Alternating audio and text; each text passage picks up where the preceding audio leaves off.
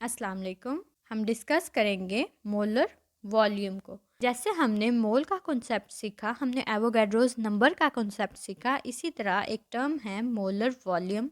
Molar volume के concept को समझने के लिए हम इसकी डेफिनेशन में देखते हैं। जब हम कोई भी गैस लेते हैं, उसका 1 मोल स्टैंडर्ड टेम्परेचर और प्रेशर पे 22.414 dm³ ऑफ वॉल्यूम रखता है। जिस तरह हम कहते हैं कि 1 ग्राम एटम हमारा 1 मोल के इक्वल है, और अगर मैं उसमें नंबर ऑफ़ एटम्स कैलकुलेट करना चाहूँ तो वो 6.02 इंटू 10⁻23 है। हमने कहा कि ये एक यूनिवर्सल फिगर है जो हमने सबको दिया कि तमाम सब्सटेंसेस में अगर हम नंबर ऑफ़ पार्टिकल्स को कैलकुलेट करना चाहें तो वो हम कहते हैं एवोगैड्रोस नंबर है। इसी तरह अगर मैं किसी गैस की बात करती हूँ, मैं उसका 1 मोल लेती हूँ और मैं कैलकुलेट करना चाहती हूँ कि इसमें नंबर ऑफ़ पार्टिकल्स कितने हैं और इसका वॉल्यूम कितना है, तो इसके लिए हम मोल, एवोगैड्रोस नंबर और मोलर वॉल्यूम का कॉन्सेप्ट यूज़ करते हैं। तो यहाँ पर जो 22.414 dm³ है, ये किसी भी गैस का मोलर वॉल्यूम है स्टैंडर्ड टेम्परेचर और प्रेशर पे, और ये सिर्फ उन गैसेस के लिए हैं जो कि आइडियल बिहेवियर रखती हैं। हम एग्जाम्पल से समझने की कोशिश करते हैं कैसे हम कहते हैं कि 1 मोल एक गैस का 22.414 dm³ ऑफ वॉल्यूम रखता है। मैंने हाइड्रोजन की एग्जांपल ली है।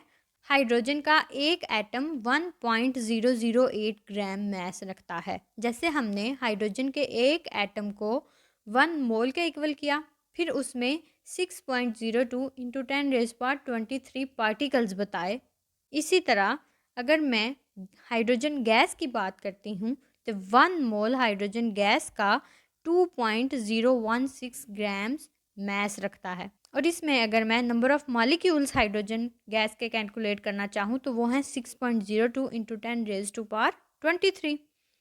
और अगर मैं ये देखना चाहूँ कि हाइड्रोजन गैस के इन मॉलिक्यूल्स ने वॉल्यूम कितना ऑक्यूपाई किया हुआ है, तो वो होगा मेरे पास 22.414 dm³, जिसके लिए हमारे पास कंडीशन क्या है कि मैंने टेम्परेचर और प्रेशर स्टैंडर्ड रखा हुआ है। नेक्स्ट एग्जाम्पल है मेरे पास मीथेन गैस की, CH4। इसका मॉलिक्यूलर मास है 16 ग्राम, ये इक्वल हुआ 1 मोल के। और अगर मैं इसमें number of molecules CH4 gas के देखना चाहूँ तो वो होंगे मेरे पास 6.02 इंटू 10⁻23। और नेक्स्ट अगर मैं इसका वॉल्यूम कैलकुलेट करना चाहूँ तो वो मोलर वॉल्यूम के कॉन्सेप्ट के हिसाब से होगा 22.414 dm³। कंडीशन क्या है कि टेम्परेचर और प्रेशर स्टैंडर्ड होना चाहिए। मोल, एवोगैड्रोस और मोलर वॉल्यूम के कॉन्सेप्ट के मुताबिक मैं कहती हूँ अगर मेरे पास किसी गैस का 1 मोल प्रेजेंट है तो उसका वॉल्यूम सेम होगा, नंबर ऑफ़ मॉलिक्यूल्स उस गैस के सेम होंगे। डिफरेंट क्या होगा? सिर्फ और सिर्फ उसका मैस, यानी कि 1 मोल हमारे पास इक्वल होगा 22.414 dm³ वॉल्यूम के।